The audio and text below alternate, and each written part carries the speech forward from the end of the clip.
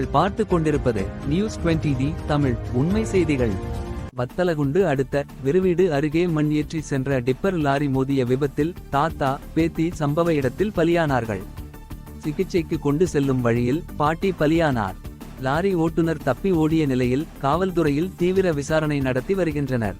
திண்டுக்கல் மாவட்டம் வத்தலகுண்டு அடுத்த விருவீடு அருகே தெப்பத்துப்பட்டியைச் சேர்ந்தவர் விவசாயி காத்தவராயன், இவரது மனைவி ஜோதி, இவர்களது பேரன் ஆச்சிபாண்டி, பேத்தி ஆச்சியம்மாள் ஆகிய 4 பேர் இருசக்கர வாகனத்தில் விருவீடு சென்று மளிகை பொருள்கள் வாங்கிக் கொண்டு மீண்டும் வத்தலகுண்டு சாலையில் தெப்பத்துப்பட்டி நோக்கி சென்றனர்.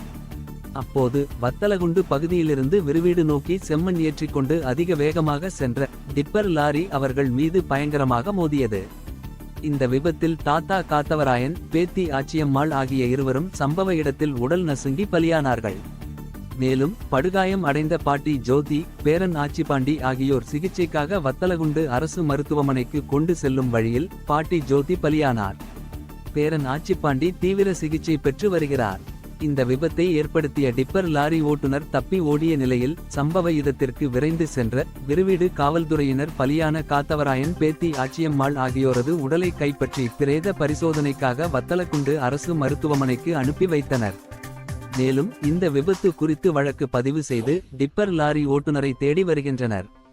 தாத்தா, பாட்டி, பேத்தி ஆகியோர் மண் ஏற்றிச் சென்ற டிப்பர் லாரி மோதிய விபத்தில் பலியான சம்பவம் இப்பகுதியில் பரபரப்பை ஏற்படுத்தி உள்ளது. நியூஸ் 20D தமிழ் செய்திகளுக்காக ஆசிரியர் தினேஷ் குமார். உண்மை செய்திகளை உடனுக்குடன் தெரிந்து கொள்ள நியூஸ் 20D தமிழ் சேனலை சப்ஸ்கிரைப் செய்யவும்.